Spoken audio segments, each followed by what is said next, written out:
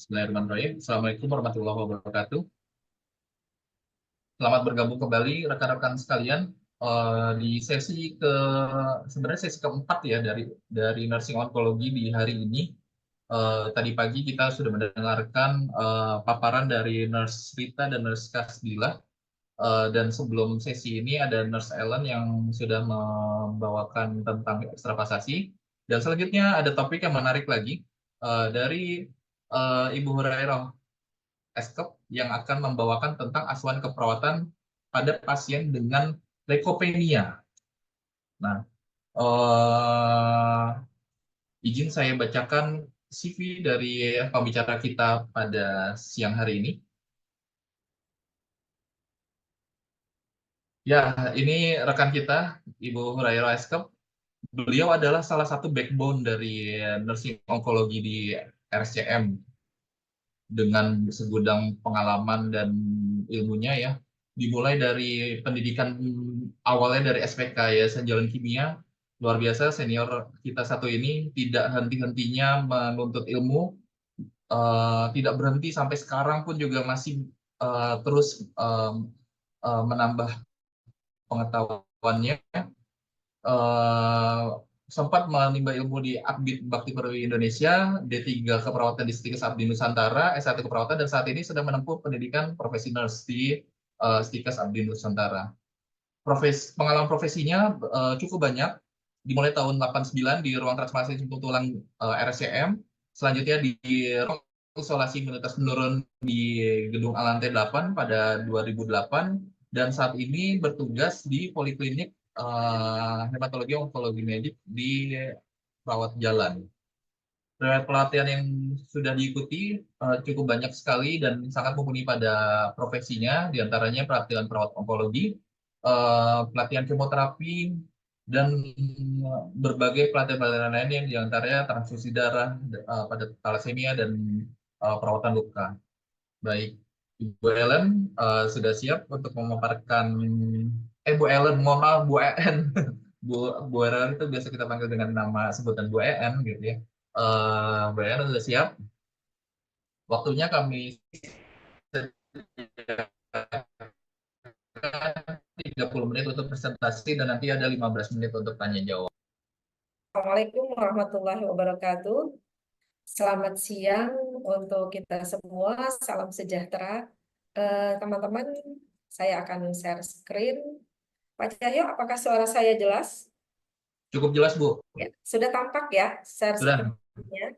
Oke, baik. Eh, ini waktunya nih injury time ini ya. Jam-jamnya ngantuk kali ya. Tapi untuk teman-teman semua, saya yakin yang sedang beraktivitas, semua energik dan tetap semangat untuk mengikuti atau share pengalaman dan ilmu supaya kita semua keperawatan terus update tentang knowledge, terutama adalah untuk mendapatkan kompetensi yang lebih optimal. Baik, mohon izin saya mulai saja ya Pak Cahyo. Ya, silakan Bu. Ya, baik. Sebelumnya teman-teman saya sampaikan saat ini atau pada kesempatan ini saya akan memaparkan sedikit atau share ilmu dan share pengalaman terkait dengan asuhan keperawatan pada pasien dengan leukopenia. Sedikit saya sampaikan bahwa materi di awal kita membahas atau diminta untuk asuhan keperawatan pada pasien dengan pansitopenia. Di sini karena kemoterapi lebih banyak untuk ke neutropenia, maka saya akan membahas tentang asuhan keperawatan pada pasien dengan leukopenia. Oke, kita mulai. Pengertian dari leukopenia ini saya ambil dari beberapa tahun yang berbeda ya. Dari tahun 1994 itu, Dorland mengatakan bahwa leukopenia itu merupakan suatu keadaan berkurangnya jumlah leukosit dalam darah, yaitu kurang dari atau sama dengan 5.000 per milimeter kubik. Nah, di sini kalau kita lihat perkembangan yang terakhir, apalagi kita di rumah sakit pemerintah yang 99 pasien menggunakan jaminan BPJS, di mana untuk persyaratan mendapatkan GCSF itu leukosit minimal di bawah 4.000 dengan neutrophil count-nya itu di bawah 1.500. Nah, ini mungkin akan berbeda dengan teori di sini ya. Lalu di 2008 Gaitan mengatakan bahwa kondisi leukopenia yaitu kondisi klinis yang dikenal dengan leukopenia terjadi bila sumsum tulang memproduksi sangat kecil sel darah putih sehingga tubuh tidak terlindungi terhadap banyak bakteri dan agent lain yang memungkinkan masuk menginvasi jaringan. Nah, ini di 2022 Bella Ariandia mengatakan bahwa leukopenia merupakan kondisi rendahnya sel darah putih dalam tubuh yang disebabkan oleh beberapa hal seperti infeksi berat dan efek samping kemoterapi.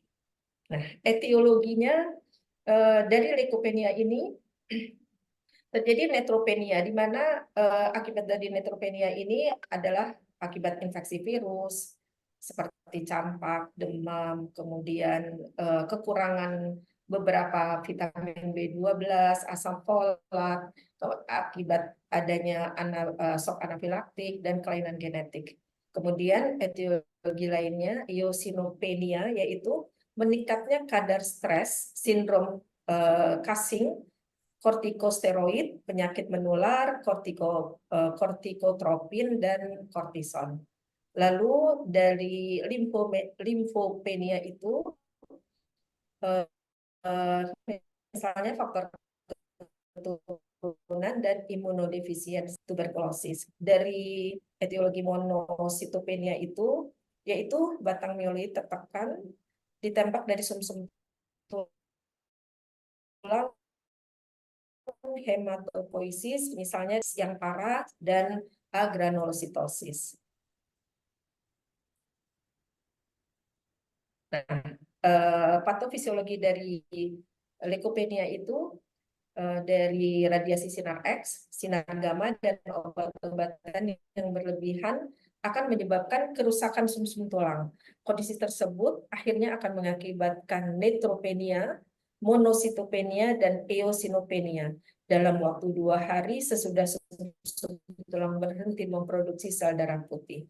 Di dalam mulut dan kolon dapat timbul ulkus, kemudian mengalami beberapa bentuk infeksi pernafasan berat. Bakteri yang berasal dari ulkus secara cepat menginvasi jaringan sekitar dan darah. Tanpa pengobatan, dalam waktu kurang dari 1 minggu setelah dimulainya leukopenia total akut, akan bisa mengakibatkan terjadinya kematian. Radiasi tubuh kajian dengan obat-obatan dan bahan kimia yang inti benzin atau inti antrasena kemungkinan besar dapat menimbulkan aplasia sumsum tulang. Nah, kita lihat manifestasi klinis dari leukopenia.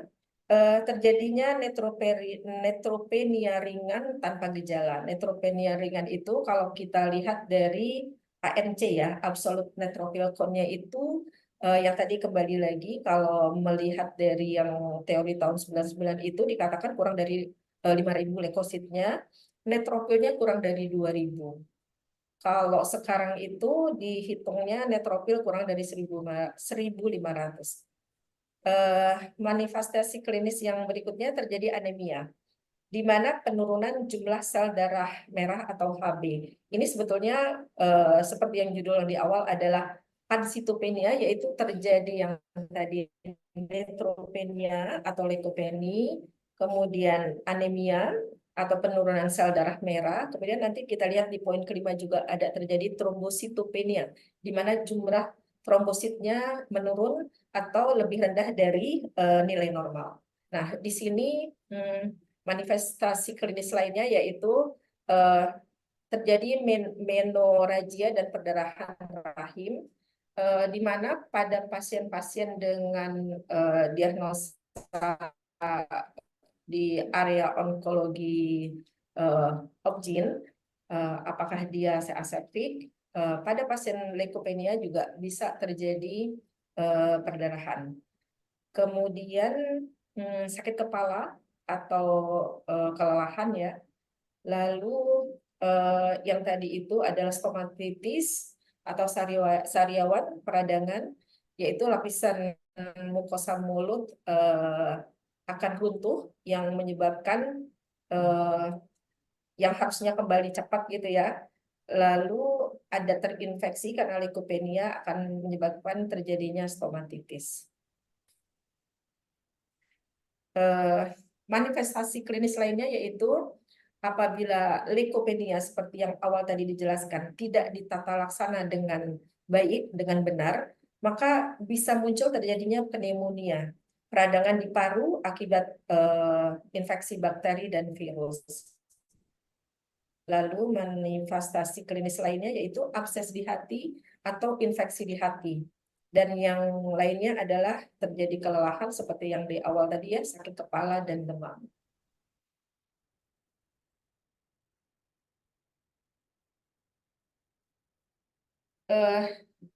Tadi kita sudah membahas sedikit terkait leukopenia. Kemudian mungkin nanti teman-teman selama ini hanya kita mendengar adanya neutropenia atau leukopenia.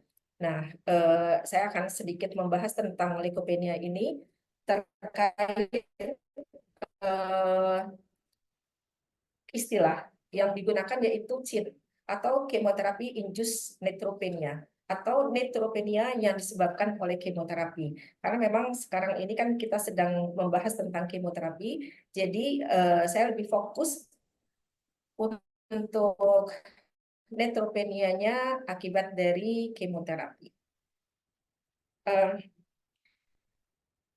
Kalau kita melihat neutropenia itu macam-macam ya. Jadi pasien pasca kemo pasti setelah apakah dia kemoterapinya rawat inap atau rawat jalan seperti yang sudah dijelaskan oleh teman-teman sebelumnya, maka pada saat dia kontrol ke poliklinik, pasien itu harus sudah mempunyai hasil laboratorium H-1 atau di hari H-nya. Nah, pada saat kontrol itu nanti akan terlihat di hematologi lengkapnya berapa nilai leukositnya, kemudian kalau dia hematologi lengkap, maka di bawah itu akan ada neutrophil count atau ANC, absolute neutrophil count-nya. Nah, di sini nanti kita akan melihat grade berapa sih pasien ini, CIN yang terjadi pada pasien tersebut. Grade 1 itu ANC-nya masih lumayan bagus ya. Dia ANC-nya antara 1.500 sampai 2.000. Ini kaitannya nanti risiko infeksi atau risiko yang akan didapat oleh pasien. Jadi kita bisa membedakan pasien yang kontrol itu, oh ini harus percepatan segera, ini masih bisa mengantri seperti pasien lainnya sesuai dengan nomor nomor urut panggilannya. Nah, di sini untuk grade 2 itu ANC-nya antara 1.000 sampai 1.500.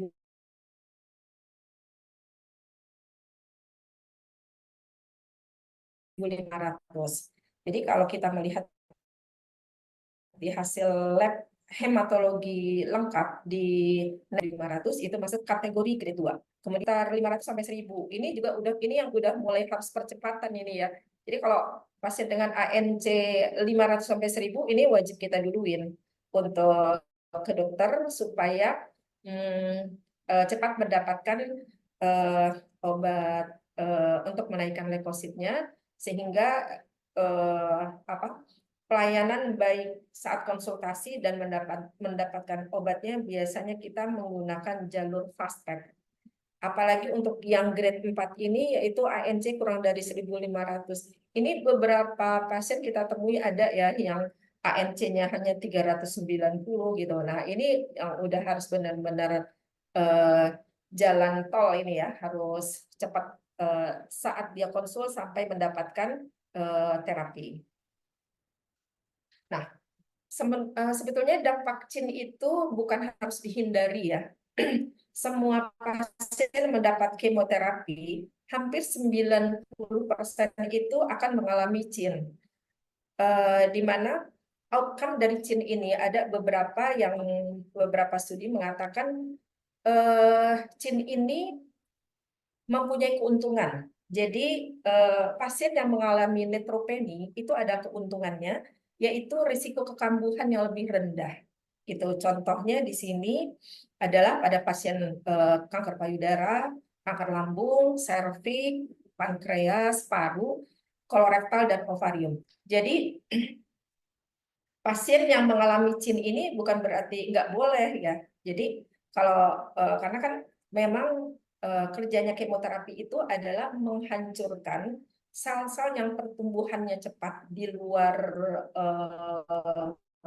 seharusnya atau abnormal, di mana dia tidak bisa memilah gitu. Salah satunya sel-sel tubuh kita yang pertumbuhannya cepat adalah yang diproduksi oleh sumsum tulang itu adalah leukosit gitu. Jadi dia akan menghancurkan karena tidak bisa memilah. Oke. Biomarker risiko dan insiden CIN. Kejadian CIN ini spesifik berhubungan dengan lanjut usia, di mana pada pasien-pasien dengan usia geriatri, kemudian status nutrisi yang buruk, lalu pasien dengan komorbid, beberapa jenis kanker itu siklus kemoterapi sebelumnya, kemudian penyakit sistemik, regimen kemoterapi tertentu, dan terapi insiden CIN ini banyak dipengaruhi oleh tadi itu ya, usia geriatri, lalu siklus kemoterapi sebelumnya, penyakit sistemik, dan regimen kemoterapi tertentu atau kemoterapi kombinasi, apalagi dengan pasien-pasien yang kemoradiasi. Ya. Sedangkan pada pasien kanker dengan DM dan hiperglikemia itu beresiko 32% lebih tinggi akan mengalami kemoterapi induced neutropenia dibandingkan dengan pasien-pasien lainnya. Jadi kalau misalnya kita dapati dengan pasien DM, maka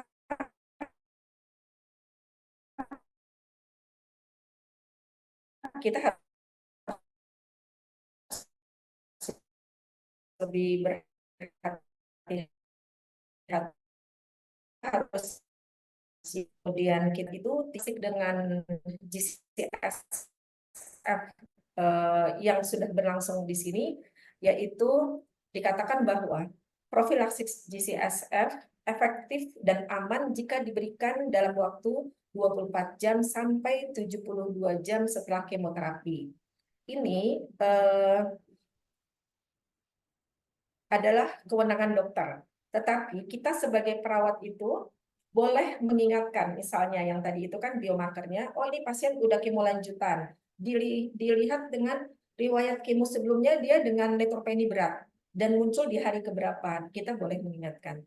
Dan profilaksik itu tidak bisa diberikan pada saat pasien menjalani kemo. Jadi harus minimal atau paling cepat adalah 24 jam pasca kemo.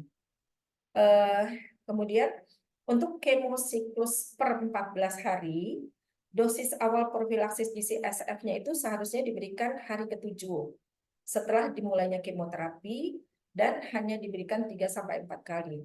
Tetapi di sini teman-teman mesti mengetahui ya, kembali lagi karena kita rumah sakit pemerintah atau rumah sakit lain yang menerima pasien dengan jaminan JKN, memang ini agak susah karena untuk profilaksik itu nggak ditanggung ya, dan harga obatnya ini juga lumayan mahal. Jadi kalau kami di RSAM itu baru diberikan GCSF pada saat pasien kontrol dengan neutropeni, baru diberikan sesuai dengan kriteria dari Ornasnya itu. Tetapi pada saat dirawat inap, biasanya dokter yang sudah melihat seperti tadi biomarker yang kita lihat ya, kemo berulang, kemo dengan regimen ini yang akan menimbulkan leukopeni berat di hari kesekian, itu biasanya diberikan profilaksik. Itu kalau dari rawat inap.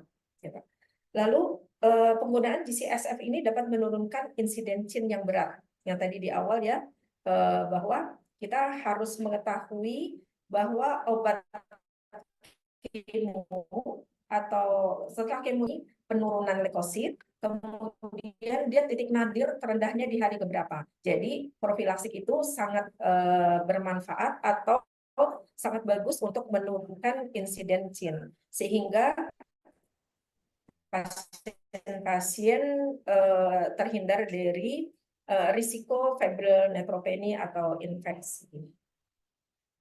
Baik, sekarang saya akan masuk ke ada kasus yang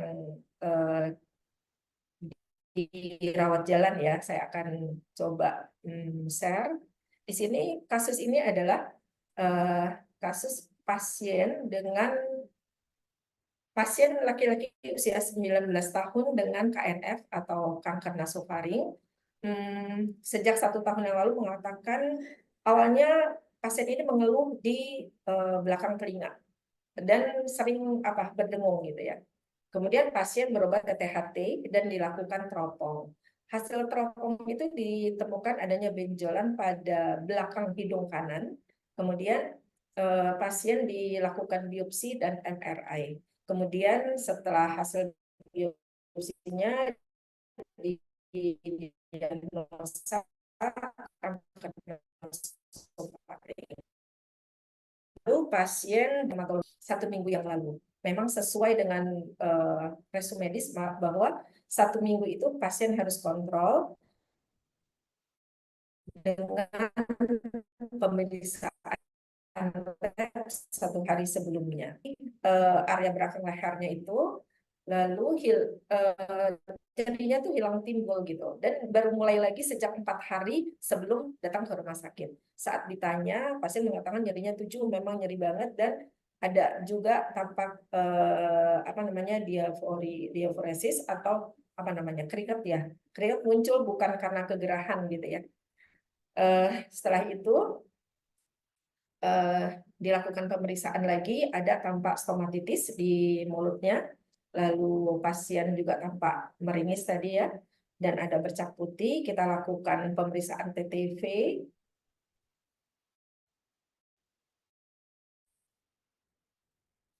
Ternyata leukositnya itu hanya 2.400 dan ANC-nya atau absolute neutrophil count-nya itu 0,98 atau kalau kita kalikan 10/3 jadi 980 ya. 980 ini dia masuk kategori derajat 3 untuk leukopenia-nya. Ini kita laporkan karena tadi sudah saya bacakan ya riwayatnya itu. Dari pengkajian tadi, maka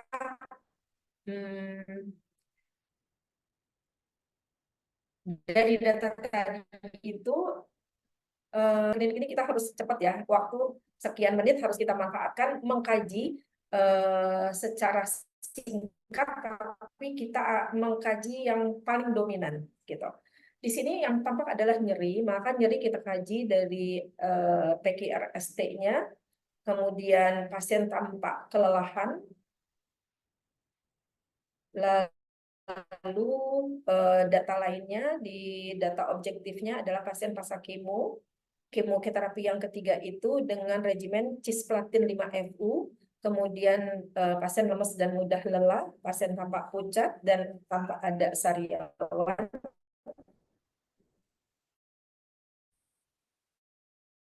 Pada area mukosa mulut, TTV-nya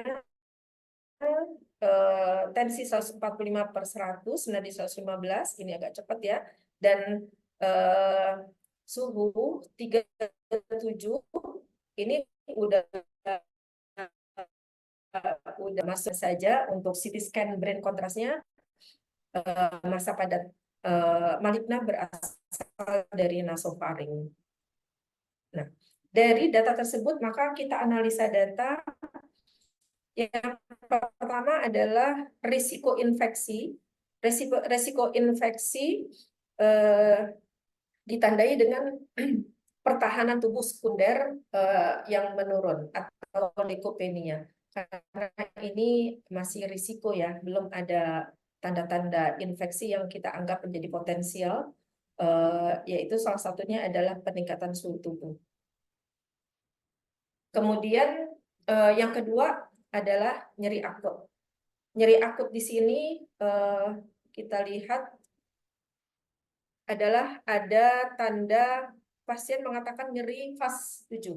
Jadi ini sudah aktual. Nyeri akut berhubungan dengan agen pencedera fisiologis. Karena kita sudah jelas nyerinya berasal dari kanker. Gitu.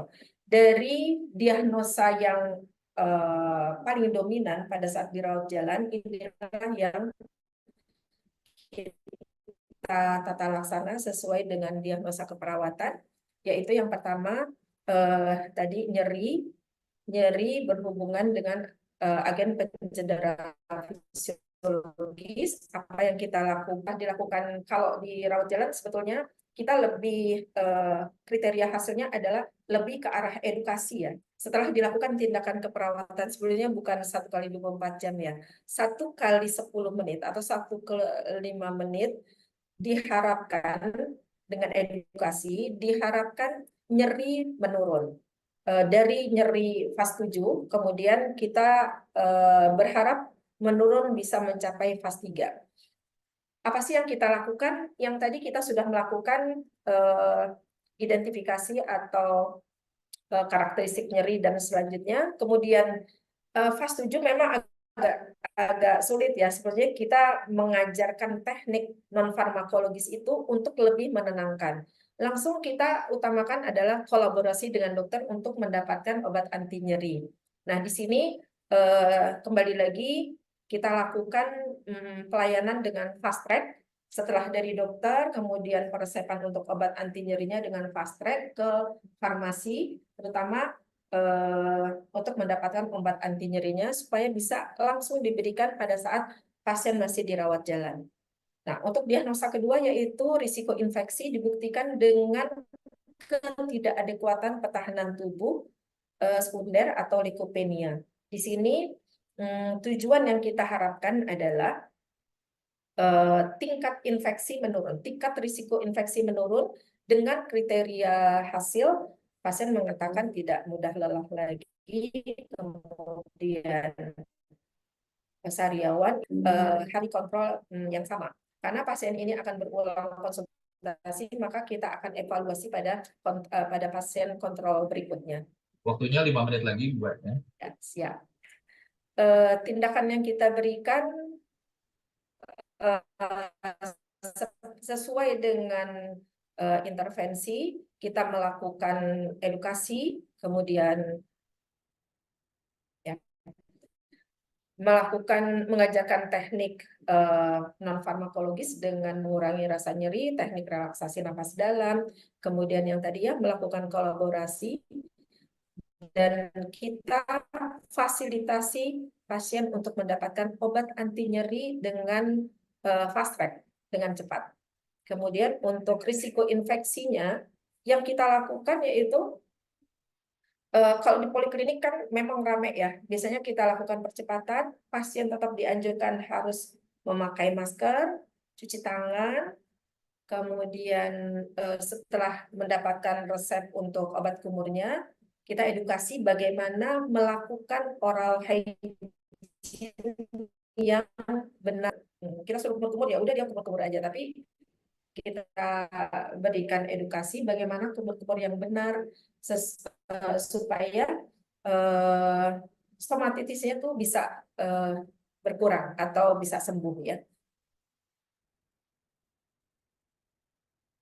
Sepertinya untuk kasus ini karena saya ambil di rawat jalan, maka diagnosa tadi yang kita angkat adalah diagnosa keperawatan yang paling menonjol atau paling dominan dan mampu kita laksanakan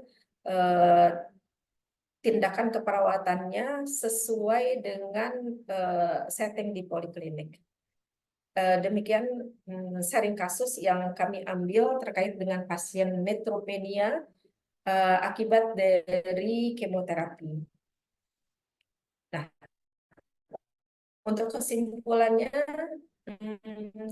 CIN atau chemotherapy induced neutropenia adalah penyebab utama kemoterapi. Ini toksisitas hematologis itu, jadi kalau pasien berulang dengan neutropeni, kemudian sudah diberikan GCSF juga akan kembali, biasanya dokter akan mempertimbangkan untuk penurunan atau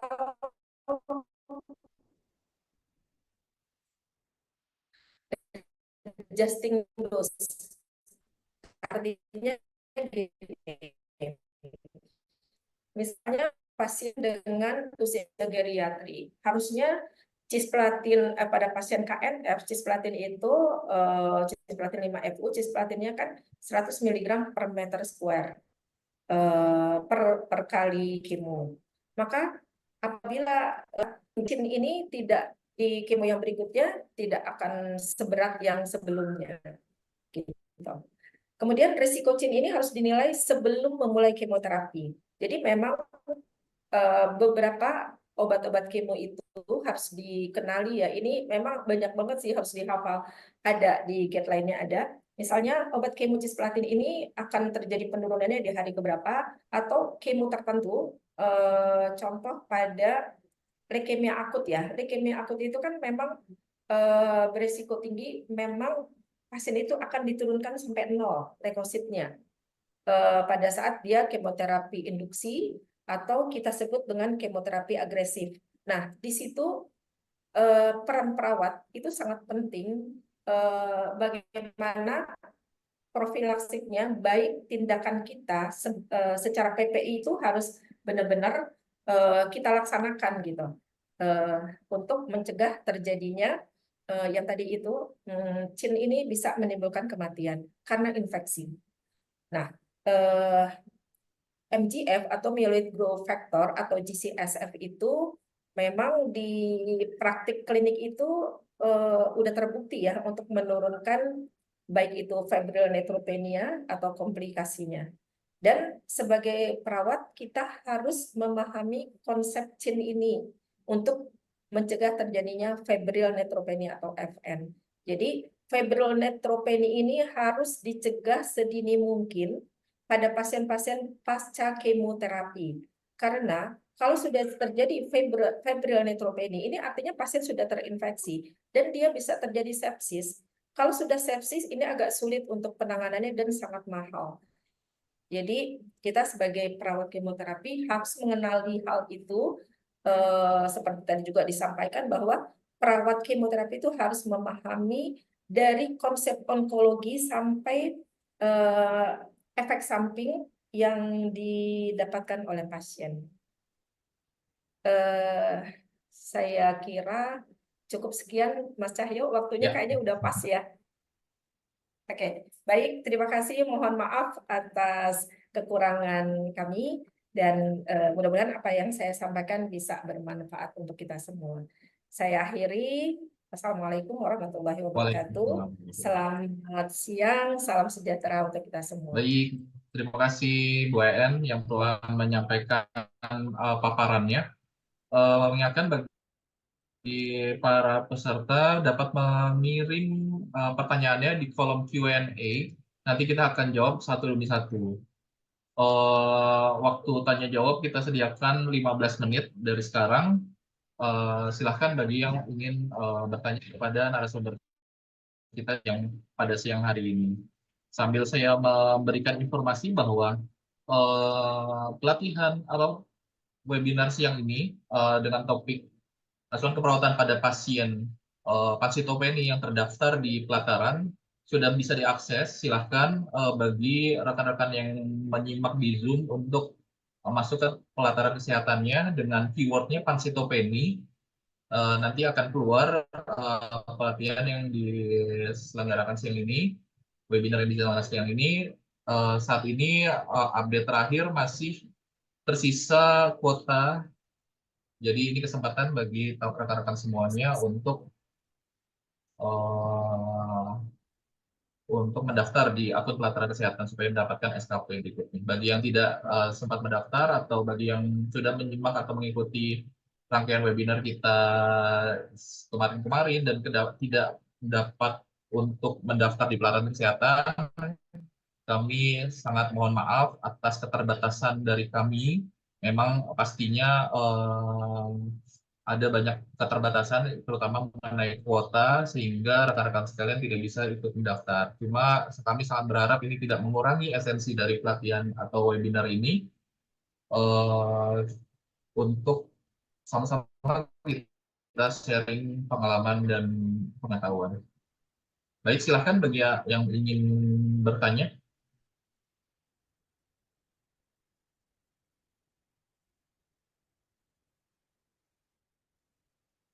Baik, jadi pada siang hari ini dikupas ya bagaimana spesifik mengenai eh, kejadian leukopenia dan neutropenia pada kemoterapi.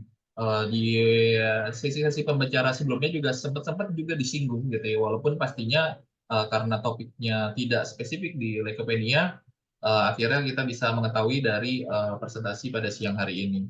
Sebelum-sebelumnya juga ada beberapa pertanyaan tuh mengenai leukopenia seperti mohon maaf, pertanyaan-pertanyaan mengenai GCSF. Bagaimana pemberian GCSF pada leukemia gitu ya? Mungkin Bu EM bisa memberikan gambaran mungkin. Karena leukemia agak sedikit spesial nih ya sepertinya ya. Iya, mungkin Pak Cahyo ini kan udah siang ya. Teman-teman kalau yang mengikuti webinar ini sambil bekerja, yang dinas pagi sama dinas sore ini baru overrun gitu ya, jadi mereka tidak bisa konsentrasi. Barangkali begini, eh, untuk leukopenia pada pasien-pasien leukemia akut, ini pengalaman aja ya. Pengalaman saya bekerja di ruang transplantasi sumsum tulang atau TST. Dulu kami tahun 89 di gedung di IRNA A ya. Kita masih IRNA A dulu. IRNA A dan IRNA B. Itu hematologi mulai melakukan transplantasi sumsum tulang pada pasien-pasien leukemia atau kelainan darah dengan diagnosa yang pertama adalah LGK atau leukemia granulositik kronik, terapi agresif atau dilakukan transplantasi karena sudah ditemukan gen BCR-ABL yang bisa diberikan obatnya secara oral atau apa namanya imatinib ya obatnya, dan itu pasiennya bagus bagus banget ya. Sekarang itu nggak ada lagi tuh untuk LGK di kemoterapi agresif.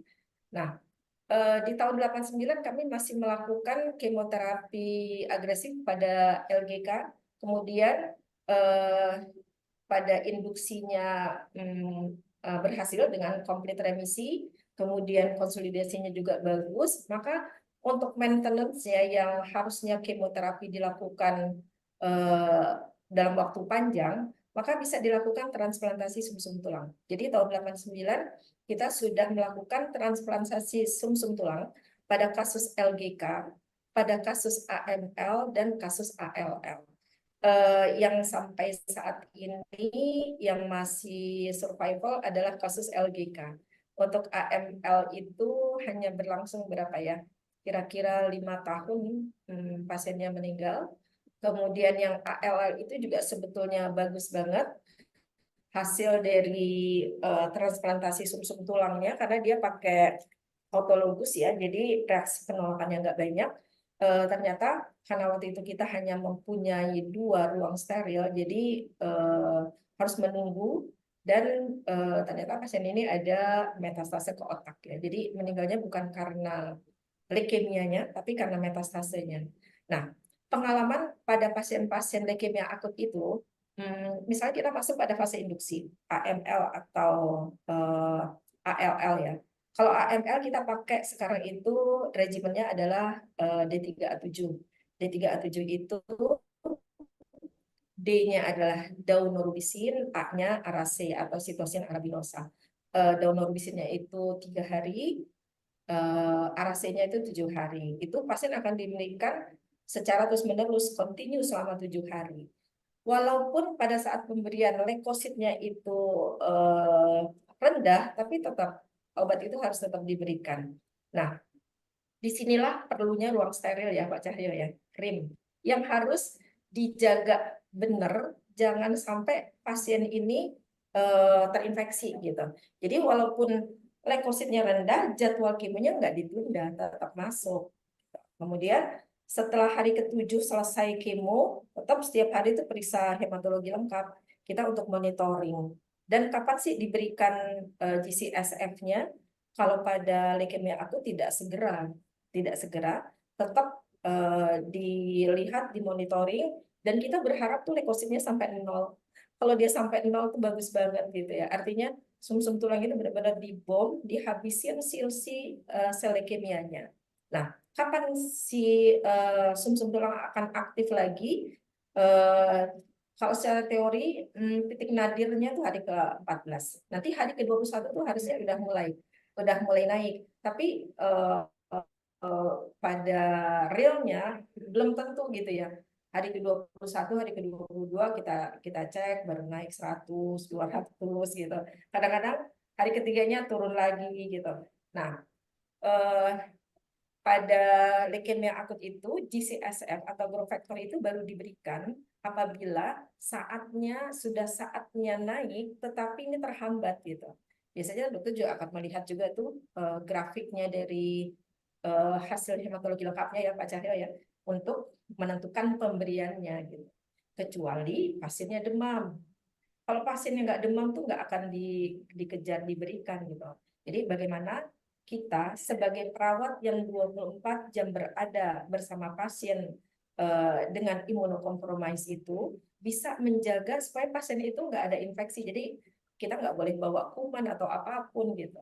Jadi leukopenia ini tata laksananya atau perawatan pasien ini apalagi dengan kemoterapi agresif pada leukemia itu benar-benar adanya di tangan perawat gitu. Karena kita yang 24 jam berada bersama dengan pasien, yang hanya boleh masuk itu ya perawat dan dokter.